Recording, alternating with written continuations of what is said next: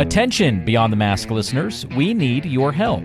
We truly appreciate you tuning in as we peel back the layers of the CRNA and APRN industries, sharing the stories that lie beyond the mask. It's your support that makes our community strong and our podcast possible.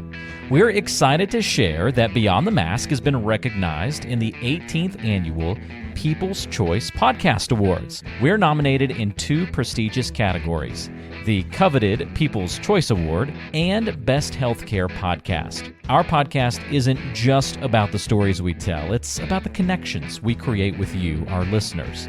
And now, we need your help to continue that mission. We're asking you to vote for us, please, in the People's Choice Podcast Awards. Again, for the People's Choice Award and Best Healthcare Podcast. Your vote not only helps us win, but also spreads the word about our mission to demystify our corner of the healthcare industry, one story at a time. To cast your vote, simply click on the link that's in the episode description. Voting closes on July 31st, so don't delay. We also encourage you to share this with your family, your friends, and your colleagues. Every vote counts, and we appreciate greatly your support. Thank you for being part of our journey and for making Beyond the Mask more than just a podcast. Here's to bringing more stories out of the shadows and into the light. So don't forget, vote for Beyond the Mask for the People's Choice Award and Best Healthcare Podcast. Today's episode of Beyond the Mask is presented by the team at CRNA Financial Planning. Get a free consultation today to be guided through the complexities of investing and financial planning. Just visit crnafinancialplanning.com. And don't forget, listening to our podcast can earn you Class B credits. For more information on how you can submit them, check out the CE Credit tab on our website, beyondthemaskpodcast.com. Welcome to Beyond the Mask, innovation and opportunities for CRNAs and advanced practice nurses, with certified financial planner Jeremy Stanley and CRNA Sharon Pierce. Jeremy Stanley has worked with CRNAs for more than 23 years, and Sharon Pierce is a former president of the AANA and the NCANA. Join us as we leave the operating room and learn the latest in the CRNA and advanced practice nurse industries. Beyond the Mask starts in 10, 9, 8, 7. Hey there, this is Sharon. I am in Hershey, Pennsylvania at their state meeting. Jeremy couldn't join me here today. However, listeners, I have been joined by one of our new guest co-hosts, and his name is Mike Pierce. Can you believe it? We finally got him on the podcast. Many of you know him. I've known him for about 40 years and 3 months. Been married to the man 40 years. But Pierce, thank you for joining me today. Why don't you tell us a little bit about yourself before we kick off our topic today? I am actually the other half of Mrs. Sharon Pierce, and I am the legal husband of Sharon Pierce. I'm not like Jeremy, the work husband who has fringes, who gets to leave at the end of the day and not have to hear her again. So. Well, this is not starting out really well for you, but let's just go on and introduce our guest with us today. I would like to introduce Kristen Ziman. Did I say that correctly? Yes, that is perfect. Yes. Oh, she's got a great voice, too. Voice for radio. She's blonde, too. Yes. Well, Kristen, why don't you tell us a little bit about yourself? Your bio is amazing. Pierce and I, as we were driving in, were ogling over it. So why don't you tell us a little bit about you? Sure. I just retired after 30 years in law enforcement. I actually started in my police department at the tender age of 17 years old as a police cadet. It's all I've ever wanted to do my entire life. And I worked my way up through the ranks in my city, which is Aurora, Illinois. So it's 40 miles due west of Chicago, for context for your listeners. It's the second largest city in the state of Illinois. And I became the first female lieutenant in the history of the police department and went on to become the first female commander and then chief in 2016. So 2016, I took the helm of my department, and things were going swimmingly for the first few years. And then we had a mass shooting, and 5 people were killed and 5 of my officers were shot. And then we had a little thing called a pandemic. Maybe you've heard of it. And tried to figure out how to police during those times. And then a little incident happened in Minneapolis, Minnesota that caused civil unrest. So the last 3 years of my tenure were quite challenging. A good leader never leaves in the middle of a crisis. So I waited for the dust to settle and I got the hell out of there. And I sat down to reflect on all of the things that had happened throughout my career. And I wrote a book, and it just kind of purged out of me. And it's a result of that book that I have been going around speaking. I talk about mass shooting prevention and preparation. And another passion of mine is empowering people, no matter what occupation they're in. So a lot of the lessons I learned throughout my 30 years transcend law enforcement and apply to all professions, which is why I'm here. Interestingly enough, one of our daughters lives 17 blocks from the incident in Minneapolis. No kidding. Yeah, they had to evacuate their house. I bet. mean, it was absolutely insane. Absolutely insane. How long did it take you to write that book by chance? Well, I had started writing the book just to kind of talk about leadership and lessons I'd learned in 2018. And then the mass shooting happened, and I didn't touch it for about 9 months. And it was when I left, when I officially retired, I sat down just to reflect. And honestly, it only took me about 6 months. And that's going back and forth with publisher and editor and making changes. But like I said, when I say it was a purge of the soul, it was absolutely all of the things. It was looking at my profession, what's right with it, what's wrong with it, and again, all the failures and the successes I've had over the years. But it was a labor of love, but about 6 months all in. Wow. All right, Pierce, I know that you're chomping at the bit.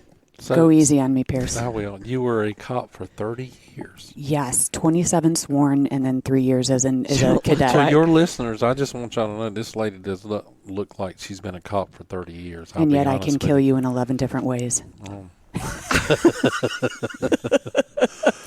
Well, that's the first time I've ever been told that. And you will like it on top of that.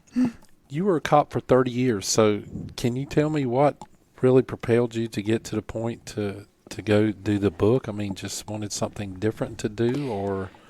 Writing has been my passion over the years. It is, when they call it that, flow state and, really my therapy. So when I was a young cop, I actually started writing for the local newspaper. It was just a simple column like Ask the Cop Anything, where I would try to explain why we do the things we do and what to expect during a traffic stop. And I continued that, and they literally, the newspaper gave me my own column. So I did that for years, and then it turned into a blog.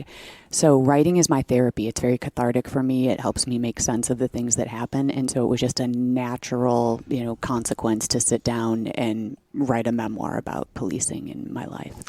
Wow. So you talked a lot about leadership, and those are some of the tenets that came out in your book, right? Yeah. Haven't had the opportunity to read your book. I'm so sorry. Is it on audio? It is. Oh, yes. my God. I can read it to you. Pierce, I know what we're going to be listening to on our way back to North Carolina after this meeting. My daughter calls it Harvard on the highway when you listen to a book. I love it. So what are some of the tenets of leadership that you would like to share with our listeners that will be in your book? Well, that's a loaded question because there are so many, but where to begin? I think the first thing about leadership, first of all, I have no authority on the matter whatsoever. I don't want to give any listeners the idea that I'm some sort of expert. Most of what I have learned, sadly, has been by watching what not to do. Like Jerry Springer? Yeah, bad leaders. And, and I remember, being a young cop and having terrible supervisors, that said, "Don't bother me, kid," when I had a question. And so I started to take notes and I started to look at what wasn't working. And when I became a sergeant, I wanted to be the leader that I wanted. I wanted to be the boss I wanted. And so I didn't know the term for it, but it's servant leadership. And so when I became a sergeant, it was with 9 years tenure. So I was supervising some guys that had been there for 30 years, and I had to figure out how to lead, as a 30-year-old, how to lead, these veteran officers. And the first thing I realized is that you have to basically take barriers away from your people. They, in order for them to do their jobs, they need to be able to do it without having, equipment issues. And so that was how I determined how to lead was, what do you need from me? How can I serve you as a leader? So I think that was the very first lesson I got, and that was baptism by fire. And then as I moved through the ranks, I realized that, people really, truly they don't care about how much you know, they care about how much you care, and that was the thing that I learned the most is when I followed that intuition of, human dignity and respect for not only my people, but, internal stakeholders and external stakeholders. And so that was a big lesson that I learned as well, is that it's not about borrowing power from your position. It's truly about loving your people. You may not like them sometimes, but you have to love your people, and you have to love your people more than you love your position. And so that's I would say the second thing. The third thing that I learned was when I became chief. And this is when everything falls on your shoulders. When you are the CEO of a company, when you are the leader of whatever it is, your division, your unit, your organization, you don't get to point fingers anywhere and say, well, it's their decision. It's always your decision. And so I learned this when I went to Harvard. And I'd like to pause there because I went there for 3 weeks. I didn't actually go to Harvard, but I went to a program. And it was a professor that said to me, leadership is about disappointing people at the rate they can absorb. And I wasn't the chief at that time. I was a commander. And I remember thinking that guy had lost his mind. Everything I knew about leadership and studied was, it's about inspiring people. It's about having a vision. It's about taking people where they ought to go, but don't necessarily know how to get there. And he crushed all of that for me. Leadership is about disappointing people. And then I got into the big chair and I made my first decision as the chief. And some people were pissed off about it. And I thought, that is exactly what he meant by that is, as a leader, you're going to make decisions that are going to upset people. But if you're doing the right thing at the right time for the right reasons, then you have to stand firm with your decision. And so leadership is not easy, and it's not for the faint of heart. So I would say those are probably the three highlights. Wow. Those, Pierce and I, we both got the same adjectives here. Yeah. Wow. Yeah. Those, and you got to be very thick-skinned in order to be chief of police. Yeah. I mean, everybody's coming at you. Like when Sharon was past president, I mean, the people that came after her, it was amazing. And you got to be tough, and it might be people you love who are coming after you. That's right. And there's I say this all the time, is just because people are in your circle doesn't mean they're in your corner. Right. True. Oh my gosh, you are just full of pearls of wisdom here. I mean, you've given this a lot of thought. As I listen to it, it's things that go through your mind, but you've actually coalesced all of these ideas and put them down on paper. I think people out there need to get this book for sure. Whenever you talk about purpose, and you talk about purpose being viewed with a little p, what does that mean? So I got this from a book called Drive. It's written by Daniel Pink, and he studies what motivates people. And he says that people are motivated by three things, doesn't matter what our profession is. We are motivated by autonomy, which is not being micromanaged, being able to do our job and, having someone trust you to do that job. Mastery, which is competency. We want to be good at our jobs. It's, I doubt if you ask anyone, hey, are you good at your job? And they say, nah, I'm kind of mediocre. We don't want that for ourselves. We want to be masters. And the third thing he says is purpose. And I push back a little bit on that concept because, it's true. I mean, aligning to something greater than yourself is what motivates us. But that sort of indicates that every morning we wake up when that alarm goes off. And, here we are at the CRNA conference and, that a beam of light just pulls us out of bed, and we are so excited to get to our jobs. And so we know that we're out there doing good work, but it's hard to live in that space all the time because of what I call the 1,000 tiny cuts that happen in our jobs and bad bosses and, just all of the things, right? So what I posit is that our lives most certainly should be an alignment to a greater purpose, but little p are the things that we can do daily just to move the ball down the field, the things that make us proud. And sometimes when we do our best is different every day. You know, sometimes we are just lucky that we are putting our pants on and getting out of bed because maybe we had, you know, a night of restless sleep, or, you know, sick kids, or insert any, you know, ailment in the human condition. So sometimes little p is just showing up and doing the very best that we can. And at the end of the day, you know, saying, wow, I really connected with that patient today. I really helped that person. I held their hand when they were scared.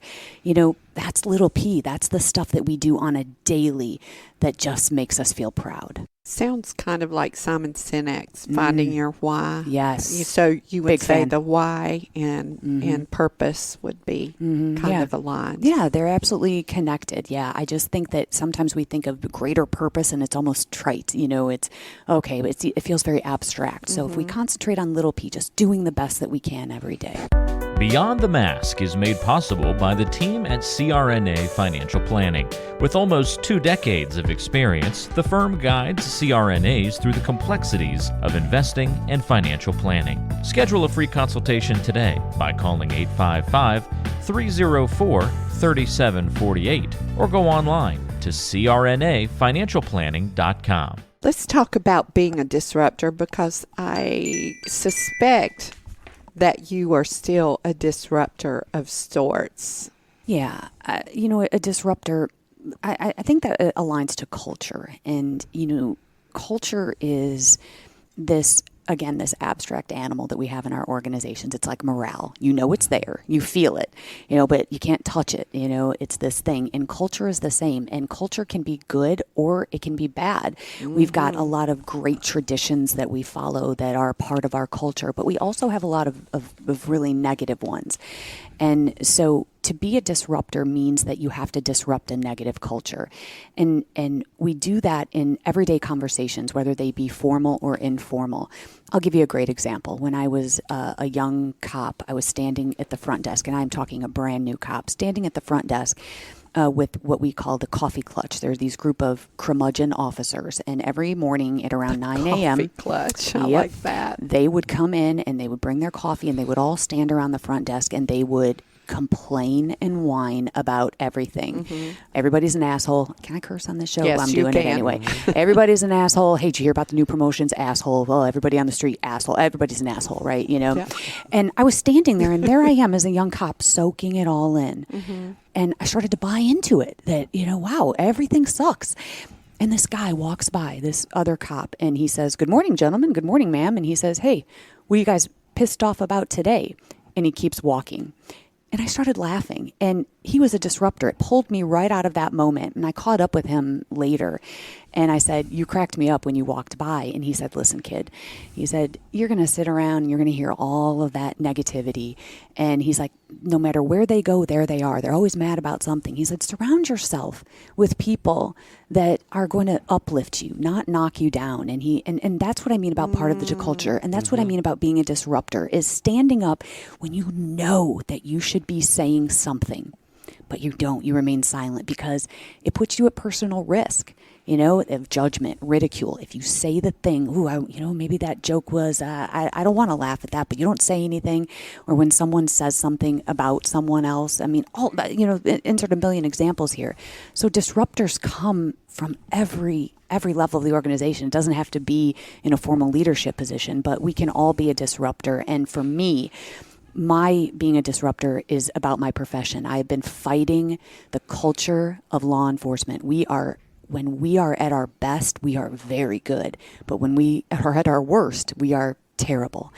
And I've been fighting the mirrored sunglasses and attitude culture of policing as long as I've been in it. So I consider myself a disruptor, and the profession that I love so much, I still want to see it get better. So I'm also a police reformer. So that's a disruptor. You know, let's go down this path of culture just a little bit more. It's not only in your profession, it's in the nurse anesthesia profession too.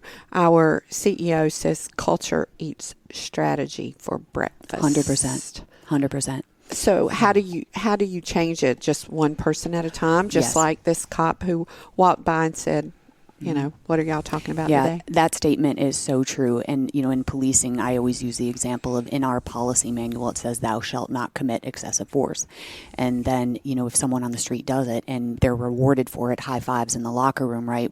So what we celebrate, it creates that culture. And policy be damned. It's that, same as what your CEO said, is that, we can have all of these procedures that we have to follow, but culture is what we practice on a daily and how we interact with each other. And the answer is yes. The good news is that culture is comprised of, in organizations, and they're comprised of people. Mm-hmm. And people affect change. And so it is that, and people often think that you have to attain a level of leadership in order to change culture. And the fact is you can commit to changing the culture right where you stand in your corner of the world, just by simple things about the language that we use, and changing what we think is unhealthy about our culture, and that's where the disruptors come in. So what did you have to do as chief of police? Did you have a culture change that you had to affect or wanted to affect, and how did you do that? Yeah, so the first thing I did was put a brilliant team together, because no one who succeeds at anything does it by themselves. And so I surrounded myself with people who are brilliant and compassionate and transformative change makers. And so I believe that the culture is set at the top of the organization. Absolutely. Now, when you hear me say that, you'll say, well, then what's the use? If I've got someone at the top of my organization that really contributes to the negative culture. So the good news is that you have your circle of control and your circle of influence. That's out of your control, but you can influence your own unit, division, whatever you call it. And so for me, the first thing I did was screamed it from the rooftops. Here are the expectations that we need to change and fix in our culture. And the first one was community engagement. I don't believe that you can drive down crime without having the community involved. And if the community doesn't trust you, just as though your patients, if they don't trust you, you can't be effective. And so the first thing I did was I gave the police officers permission to be authentically themselves. We all wear the same uniform, just as you all do, and so it can be easy to fall behind this mask that we wear of this template of how we're supposed to act. And so I said to the police officers in my department I want you to be perfectly you. Bring your humor, your compassion, your empathy, God forbid your vulnerability to this position. And I said, and go out there and make connections, and we have to answer 911 calls because they don't stop. But in times of peace, you can go out there and have fun communicating and interacting with, our residents.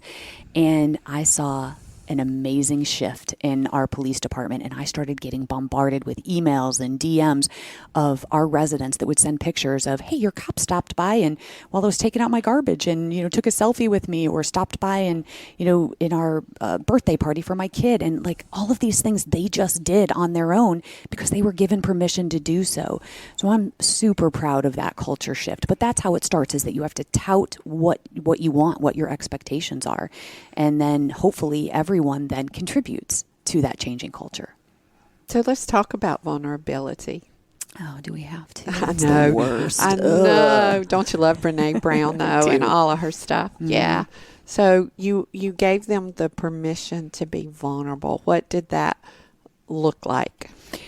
Well, in order for me to answer that question, I have to give you a little bit of context in my foundational upbringing. I was born to a Marine cop who told me, "Oh my goodness, that's a double whammy." That's right. There is no crying in police work, and he was the reason I wanted to become a cop.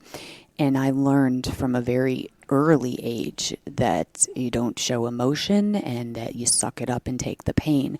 And I bought into that for a really long time in my career. And I even, as a supervisor, even said the words, hey, if you can't take it, then you get out of this profession. What a terrible thing to say to people who are struggling. And I started to realize that's not working. It really isn't working. And in the profession of law enforcement, our suicide rate is astronomical. Mm-hmm. We kill ourselves at a higher rate than people kill us.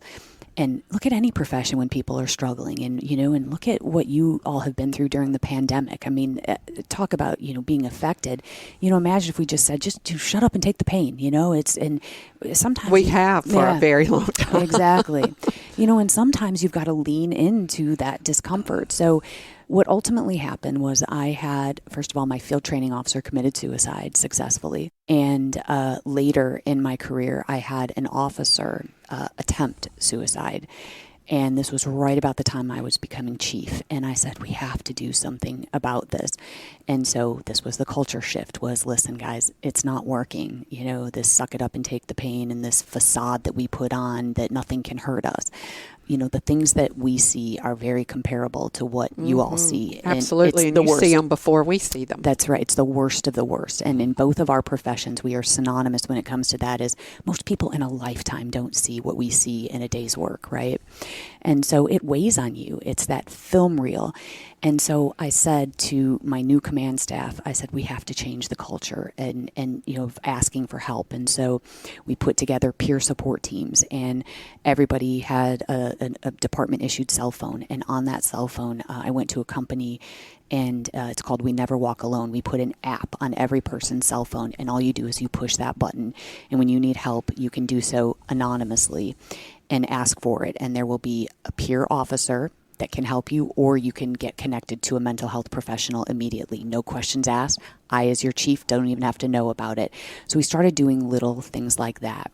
And then in 2019, February 15th, we had a mass shooting, and it was a workplace shooting. A man who was getting terminated, shot 5 people, went on in the warehouse to try to kill more people, and my officers showed up, and one by one, they got shot trying to stop the bleeding. And that happened on a Friday, and it was on a Sunday that we had a prayer vigil. I hadn't slept for 48 hours. My officers were still in the hospital. I left this prayer vigil, and I walked past one of my officers. And I remember seeing him at the shooting. And I walked up to him, and he's like this badass cop. He's got, full sleeve tattoos, high and tight, former military. And I walked up to him, and I said, I saw you at the shooting the other day. I said, are you okay? And he looked at me, and he did the proverbial head nod. Yeah, I'm fine. I'm good. But you knew he wasn't. And when someone says that, I implore you, ask again. So I looked deep into his eyes, and I said, are you okay? And that man fell into my arms, sobbing in front of everyone, in front of all of his comrades, in front of everyone at this prayer vigil. And it was in that moment that I knew we were going to be okay. Because that's what we're looking for, is when you're able to fall apart like that and say, this is bigger than me, then you're going to be okay. And so I think leadership at times is overrated. It's the first follower that actually starts the movement, right? And by his comrades seeing that, it gave them permission to go get help. And so we had mental health professionals. And because of that courageous act of falling apart, courageous, and there's nothing weak about that. I will never think tears are weak for as long as I live. So I've changed my position on no crying in police work, and so it's that vulnerability that makes us stronger. Wow, that is some story. Talk a little bit about this app. Is that an app that you guys created? You Don't Walk Alone, or is it something that was there that y'all bought into? Yeah. It was it's a vendor that I found it's actually, they're from Illinois, and yeah, it's just called We Never Walk Alone, and it's for law enforcement. Okay. So I don't know if they've I was just wondering for healthcare. Yeah. Because we have something that is really big in our literature called the second victim. And what happens is when you have a bad outcome, when you deliver an anesthetic, you are the second victim of that, because your first, I hate to say victim. Yeah. I mean, because sometimes you can get things go badly even if you do all the right things, which you can probably understand that. Yeah, absolutely. You can do everything right and the outcome is still poor. That's right. But you still suffer. Yeah, absolutely. And so we have something like that. Hello everyone, Jeremy here. Beyond the Mask is sponsoring a team for Halos again this year. Halos is an organization that offered support when Sharon lost her grandchild, Emma, 2 years ago. Halos is a nonprofit that provides emotional and financial support to bereaved parents who have lost a child from miscarriage through age 20. It's run by parents who have lost a child themselves and want to be there for those parents that need love and support, or someone who truly understands what they're going through. The only means of support for Halos is through fundraisers and personal donations. Their largest fundraiser is a walkathon, which will take place on August the 6th. Sharon will be emceeing the event. Please consider joining us and donating by going to the show notes to look for the link, or by going to the Beyond the Mask Facebook page. Thank you for your consideration. You can find out more information about the 2023 Halos Walk and donate by clicking on the link in the show notes of today's episode on BeyondTheMaskPodcast.com. 13th Annual Memorial Walk takes place in New Richmond, Wisconsin on August 5th. So let's go.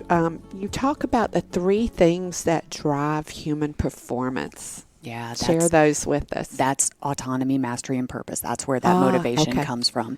And I love that. Yeah, I mean, but let's spend a little time on that, because this is one of the problems that we have, especially, with supervision, is that if there is a lack of trust. When's the last time you said, gosh, I just love being controlled? Never. Well, your husband's sitting here, so yeah.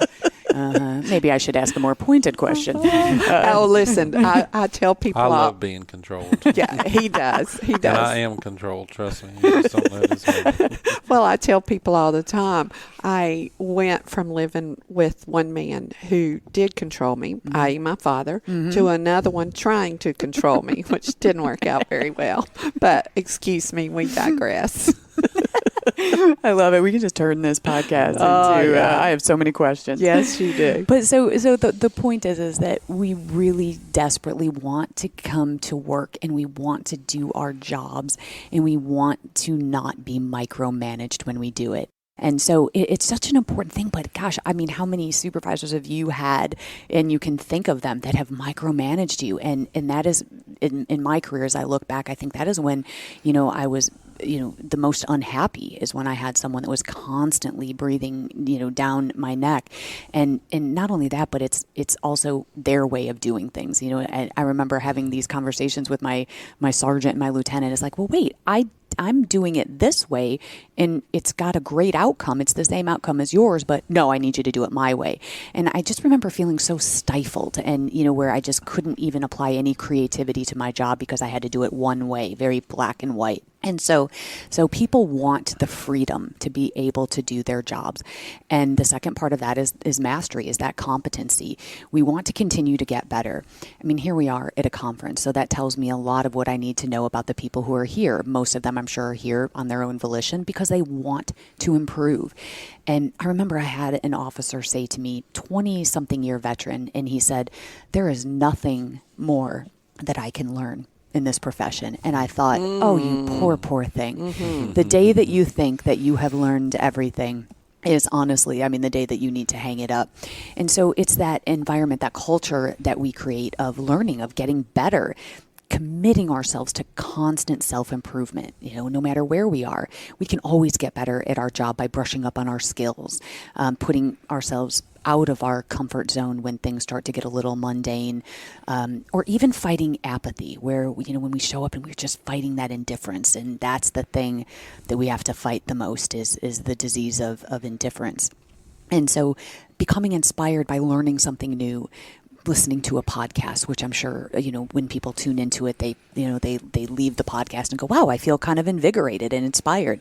That's the stuff. That is the mastery, the things of just getting better. And it doesn't have to be formal education, going to get another degree. It's the incremental improvements that we make in our lives. The commitment to eating better. I ate clean today. I went to the gym today. I read a book. I listened to a podcast. I made myself a little better today. That's mastery. It's just continuing to get better. And everyone wants that.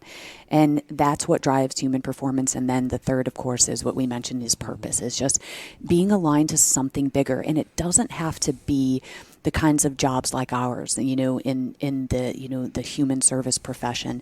But, everyone, even I read this a story about a postal worker that said that, which I think would be a very mundane job, to take the mail, sort the mail, put the mail into the little boxes. Like, I think I might go crazy.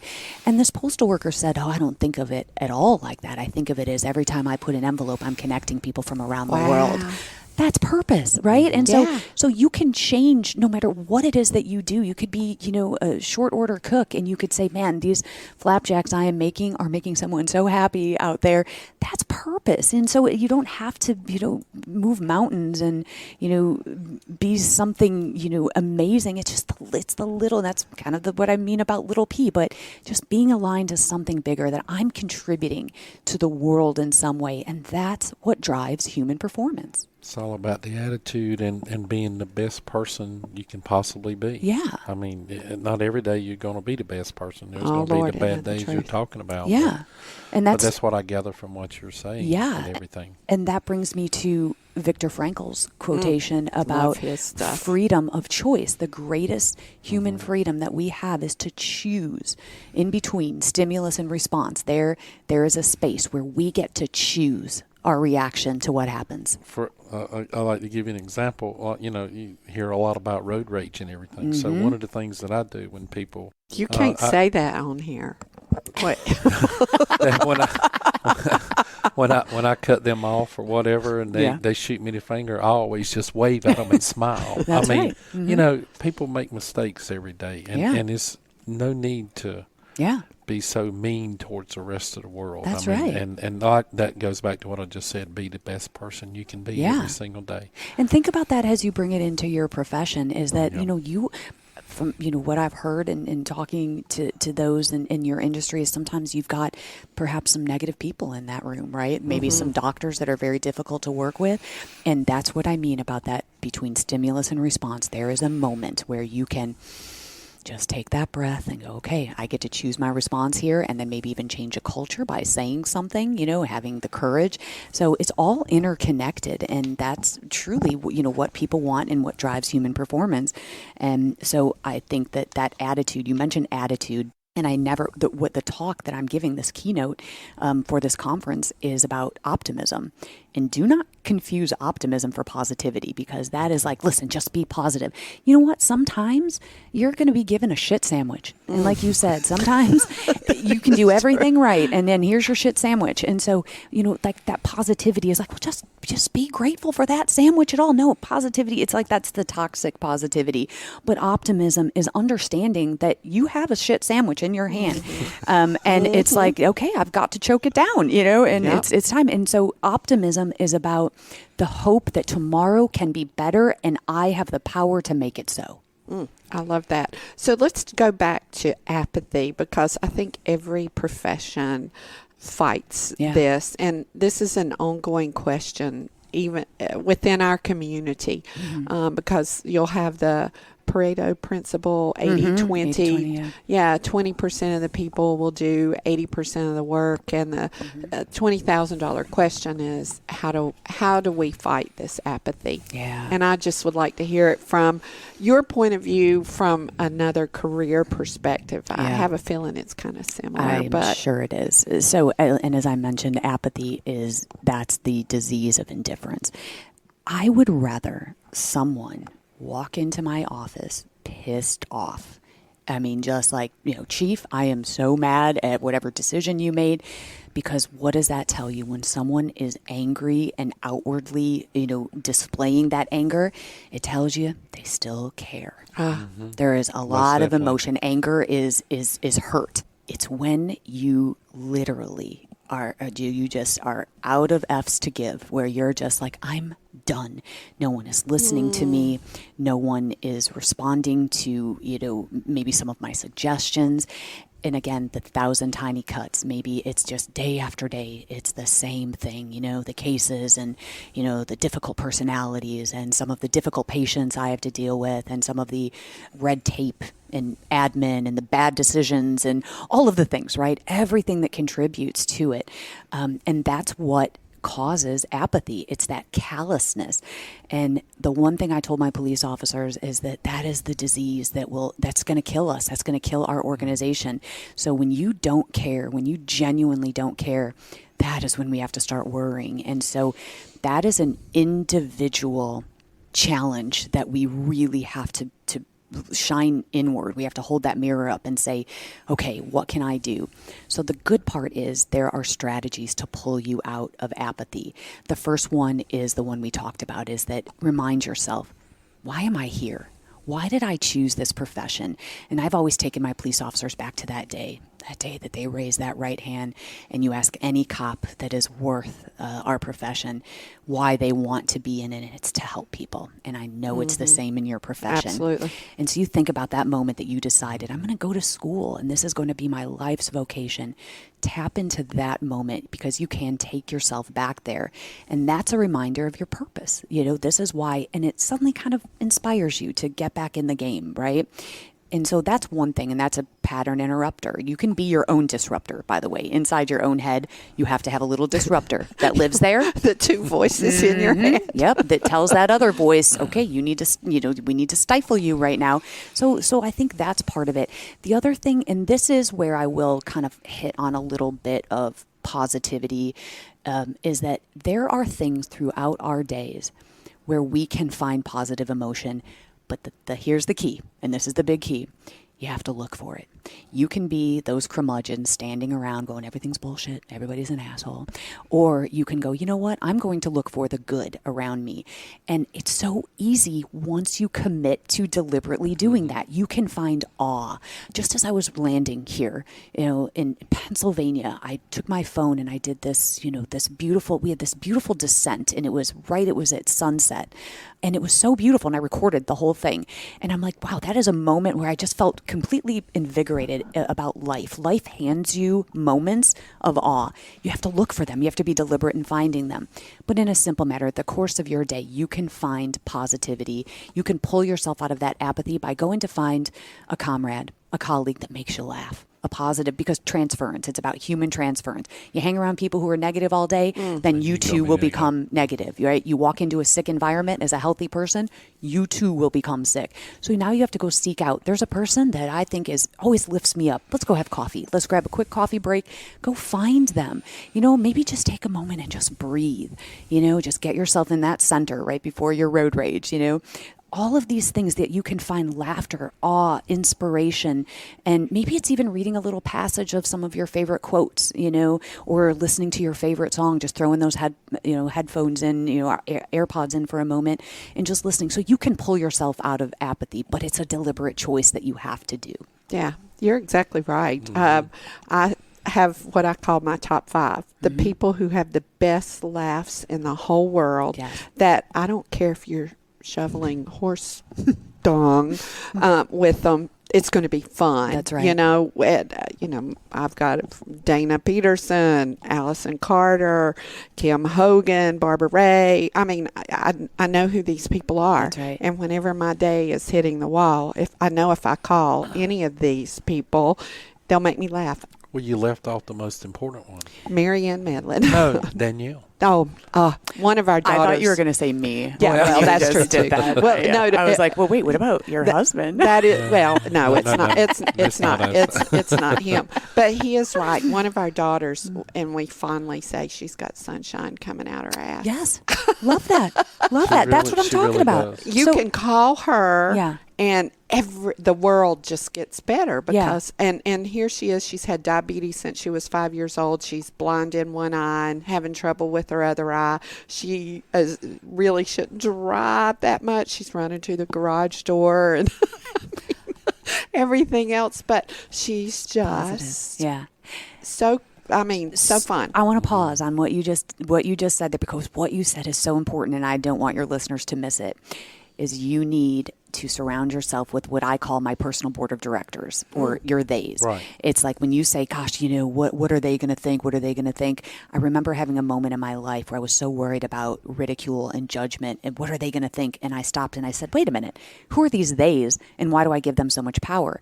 And then I sat down and I wrote out a list of theys, and I called them my personal board of directors, and they are comprised of people that when I'm on the edge of the cliff, that I call because they will make me laugh. Sure. They will talk me out of it. But they are also people who call you on your BS, who will say to you, baby. listen, you are not at your best right now. You're about to make a terrible decision. But when you just rattled off a group of people that are your personal board of directors, and that is paramount for mental health. So for your listeners right now, I want you to, this is your assignment from me. I'm coming after you. I want you to make a list of the people in your lives that absolutely want you to succeed and are happy when something good happens to you. Genuinely happy.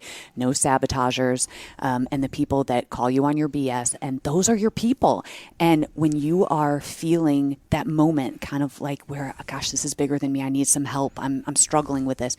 You reach out to your theys, your personal board of directors. Well, I have another board of directors, the ones who call me on my BS. These people just make me laugh. And then I have my BS people that I have a go-to with. There's a group of women, and we all met in this organization. We call ourselves the Fab Four. So there's three of them. I'm the fourth one. But those three, Tracy, Carol, and Jackie, will call me on my BS in a heartbeat. So important. We have to have that.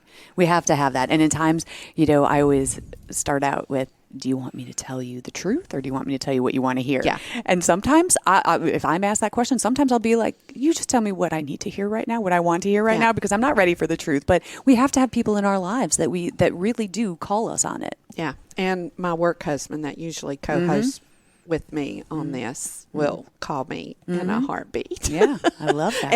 and it goes back. Makes us better. It goes back and forth.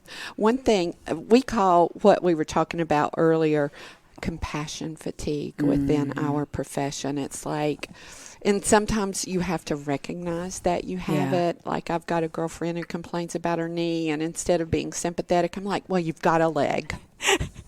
I put somebody to sleep today and we cut their leg off. Yeah. So be happy that your leg is hurting, and then you have to step back and think, well, it is her leg. Yeah. So it's bothering her. Yes. So I'm sure there's some of that self-reflection that goes on within your community, I would imagine. Absolutely. Think about, and this is what I tell my officers, how many times during the day do you take a report for theft or burglary? Someone broke into your home, someone smashed your car window and took, all of your belongings. And for us, that's just all in a day's work. That's, the 8th report of the day that I have taken. But to that person, that victim, they are violated. A person broke into their home. I mean, they're not going to be able to sleep. They're afraid for their family. But for you, it's another police report, and the same for you. For you, it's another case. Here's your schedule for today. Here's the cases, and if you're not careful, you'll just think of them as cases, as these files of, they're abstract.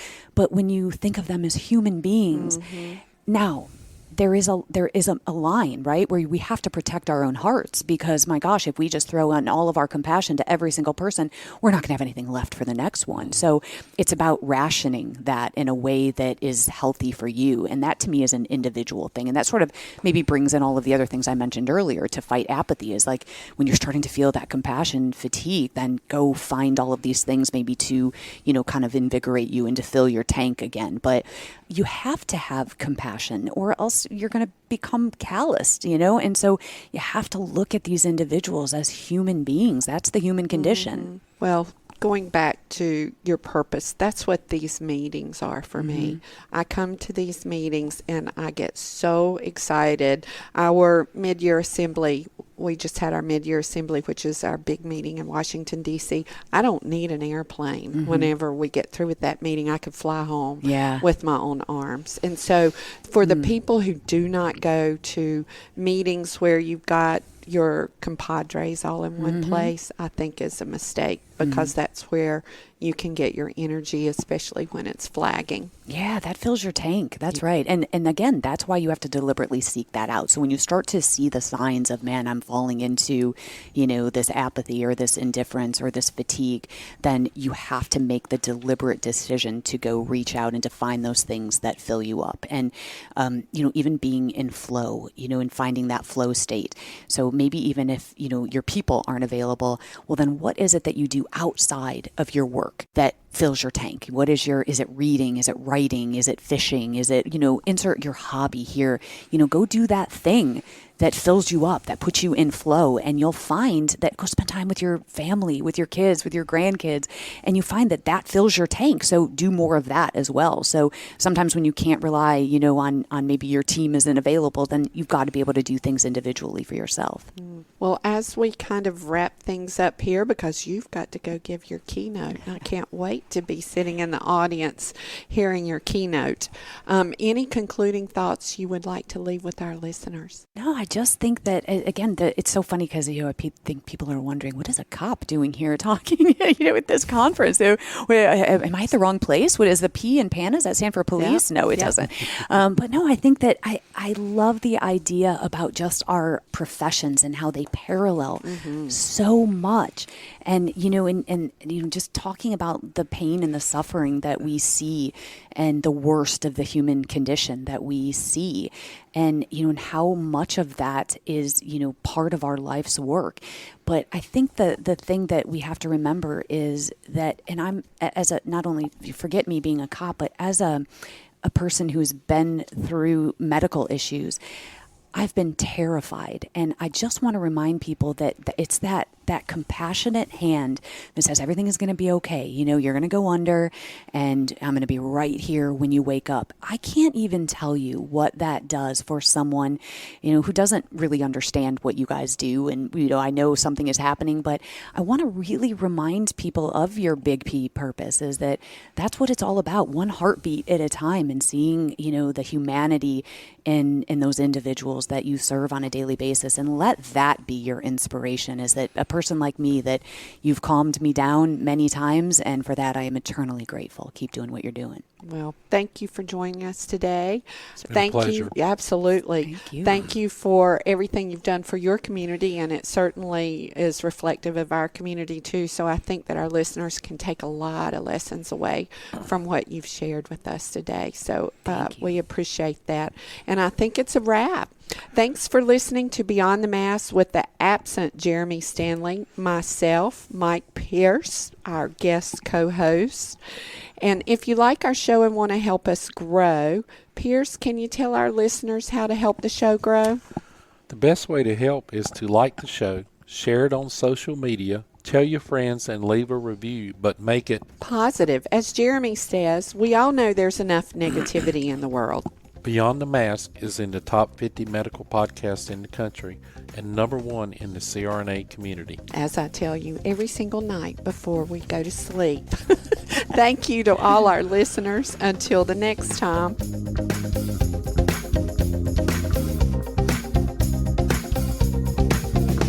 Attention, Beyond the Mask listeners, we need your help. We truly appreciate you tuning in as we peel back the layers of the CRNA and APRN industries, sharing the stories that lie beyond the mask. It's your support that makes our community strong and our podcast possible.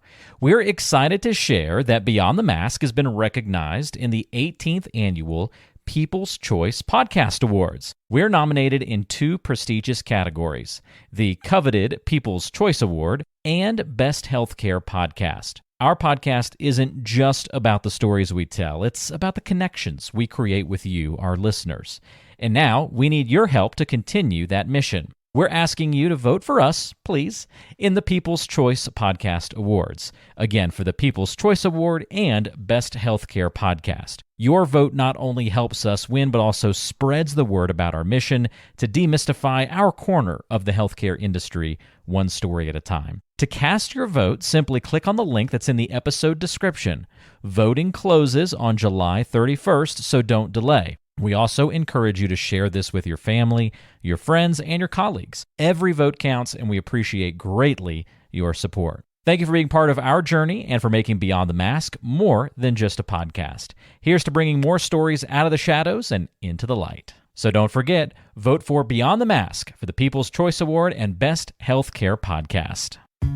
Today's show is brought to you by the folks at CRNA Financial Planning, an independent consulting firm that offers financial planning services exclusively to CRNAs and their families.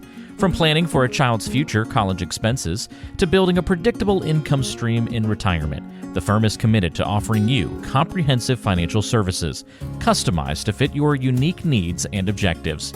If you have questions about your financial future, get them answered. Call the team at 855-304-3748. That's 855-304-3748. Or go online to crnafinancialplanning.com. Hi, this is Jackie Rolls, President of the International Federation of Nurse Anesthetists and President and founder of Our Hearts, Your Hands, a global anesthesia support community that takes donations to allow nurse anesthetists in low and middle income countries to go to educational programs, buy equipment, or textbooks. Your donations are tax deductible, and we would appreciate your support.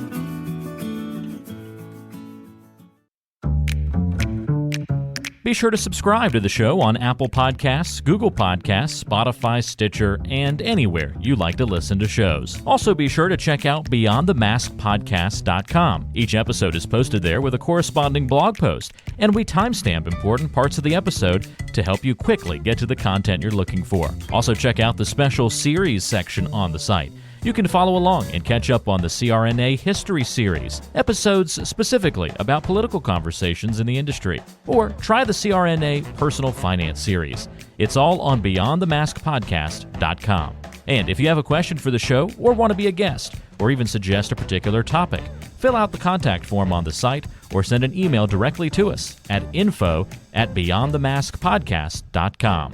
And lastly, let's take the conversation social. Check out our Beyond the Mask podcast Facebook page and Facebook group.